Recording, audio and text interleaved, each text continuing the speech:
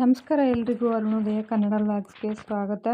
ನಾನಿವತ್ತು ನಿಮಗೆ ಎಷ್ಟೇ ದುಡ್ಡು ಸಂಪಾದನೆ ಮಾಡೋನು ಸಹ ಹಣ ಕೈಯಲ್ಲಿ ನಿಲ್ತಿಲ್ಲ, ಮನೇಲಿ ದುಡ್ಡು ಉಳಿತಿಲ್ಲ ಅನ್ನೋದಕ್ಕೆ ಕೆಲವೊಂದಿಷ್ಟು ಟಿಪ್ಸ್ಗಳು ಹೇಳಬೇಕು ಅಂತ ಈ ವಿಡಿಯೋ ಮಾಡ್ತಾಯಿದ್ದೀನಿ. ಸಂಬಳ ಎಲ್ಲ ಖರ್ಚಾಗಿ ಹೋಗ್ತಾಯಿದೆ, ಉಳ್ಸೋಕ್ಕೆ ಆಗ್ತಾಯಿಲ್ಲ ಅನ್ನೋದಕ್ಕೋಸ್ಕರ ಈ ವಿಡಿಯೋ.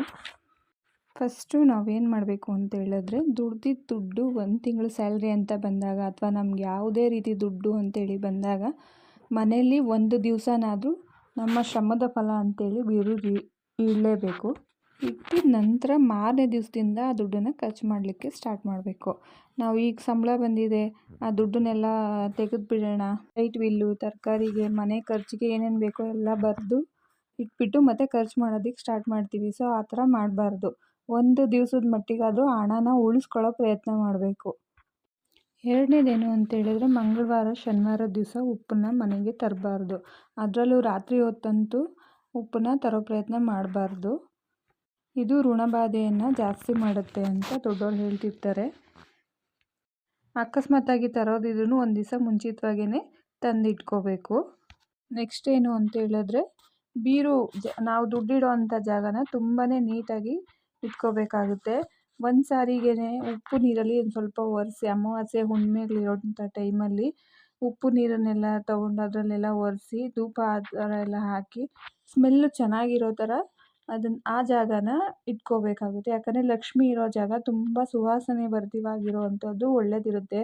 ಸೊ ಹಾಗಾಗಿ ಅಮಾವಾಸ್ಯೆ ಹುಣ್ಣಿಮೆ ದಿವಸಗಳಲ್ಲಿ ಧೂಪ ಹಾಕೋದಿರ್ಬೋದು ಅಥವಾ ಪರ್ಫ್ಯೂಮ್ಸನ್ನು ಯೂಸ್ ಮಾಡಿ ಅಲ್ಲಿ ಇಡೋದ್ರಿಂದ ತುಂಬಾ ಒಳ್ಳೆ ಬೆನಿಫಿಟ್ ಇರುತ್ತೆ.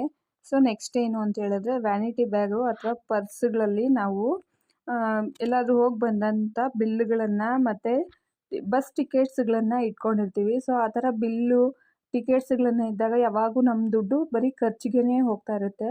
ಈ ರೀತಿ ಮಾಡೋದನ್ನ ನಿಲ್ಲಿಸಬೇಕು. ಹೋಗಿ ಬಂದ ತಕ್ಷಣ ಯಾವುದೇ ಬಿಲ್ ಇರ್ಬೋದು ಅಥವಾ ಟಿಕೆಟ್ಸ್ ಇರ್ಬೋದು, ಅವುಗಳನ್ನೆಲ್ಲನೂ ಸಹ ನಾವು ತೆಗೆದು ಹಾಕಬೇಕಾಗುತ್ತೆ.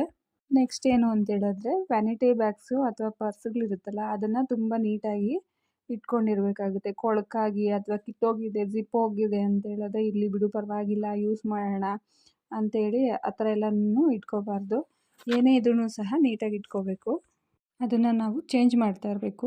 ಸೊ ನೆಕ್ಸ್ಟ್ ಏನು ಅಂತ ಹೇಳಿದ್ರೆ, ದುಡ್ಡನ್ನು ಆಲ್ಟರ್ನೇಟಾಗಿ ಇಟ್ಕೋಬೇಕಾಗುತ್ತೆ. 500 ಅದಾದ ನಂತರ 200 ರೂಪಾಯಿ ನೋಟ್ಸು, ಮತ್ತು 100 ರೂಪಾಯಿ ನೋಟ್ಸು, 50 ರೂಪಾಯಿ ನೋಟ್ಸು, 20 ರೂಪಾಯಿ ನೋಟು, ಈ ಥರ ಆಲ್ಟರ್ನೇಟಾಗಿ ಇಟ್ಕೋತಾ ಬರಬೇಕು. ಎಲ್ಲ ಚೆಲ್ಲಾಪಿಲ್ಲಿಯಾಗಿ ಇಟ್ಕೋಬಾರ್ದು. ಸೊ ಆರ್ಡ್ರ್ ವೈಸು ಅಮೌಂಟನ್ನ ಇಟ್ಕೊಳ್ಳಿ. ನೆಕ್ಸ್ಟ್ ಏನು ಅಂತ ಹೇಳಿದ್ರೆ, ಶುಕ್ರವಾರ ದಿವಸ ಸಂಜೆ ಹೊತ್ತು ಆದಷ್ಟು ದುಡ್ಡನ್ನು ಹೊರಗಡೆ ಕಳಿಸ್ಬೇಡಿ. ತೀರಾ ಎಮರ್ಜೆನ್ಸಿ ಇದೆ, ನಾಳೆ ಇದು ಖರ್ಚು ಮಾಡಲೇಬೇಕು ಅಂತ ಅಮೌಂಟನ್ನು ಲಾಕರ್ ಬಿಟ್ಟು ಬೇರೆ ಸೈಡಲ್ಲಿ ಎತ್ತಿಟ್ಕೊಳ್ಳಿ. ಆ ದುಡ್ಡನ್ನೇ ಖರ್ಚು ಮಾಡಿ. ಲಾಕರಿಂದ ಆದಷ್ಟು ಕಮ್ಮಿ ಮಾಡಿ. ವಿಧಿ ಇಲ್ಲ, ಸಮಯ ಸಂದರ್ಭ ನೋಡಲೇಬಾರ್ದು, ತೆಗಿಲೇಬೇಕು ಅಂತನ್ನೋದಾದರೆ ತೆಗಿಲೇಬೇಕಾಗುತ್ತೆ. ಅದರಲ್ಲೂ ಸಹ ಪಾಲಿಸೋದಕ್ಕೆ ಆಗೋದಿಲ್ಲ. ಕೆಲವೊಂದು ಸಮಯ ತೆಗೆದೇ ಇದ್ದಾಗ ಈ ಥರ ರೂಲ್ಸನ್ನು ನಾವು ಫಾಲೋ ಮಾಡ್ಬೋದು. ದುಡ್ಡಿಗೆ ನಾವು ರೆಸ್ಪೆಕ್ಟ್ ಕೊಟ್ಟಾಗ ಅದು ಸಹ ನಮ್ಮ ಹತ್ರ ಉಳಿಯೋದಕ್ಕೆ ಸ್ಟಾರ್ಟ್ ಆಗುತ್ತೆ. ಈ ಎಲ್ಲ ಮಾಹಿತಿ ನಿಮ್ಗೆ ಇಷ್ಟ ಆಗಿದೆ, ನನ್ನ ಚಾನಲ್ನ ಸಬ್ಸ್ಕ್ರೈಬ್ ಮಾಡಿ, ಈ ವಿಡಿಯೋಗೊಂದು ಲೈಕ್ ಮಾಡಿ, ಶೇರ್ ಮಾಡಿ. Thank you for watching.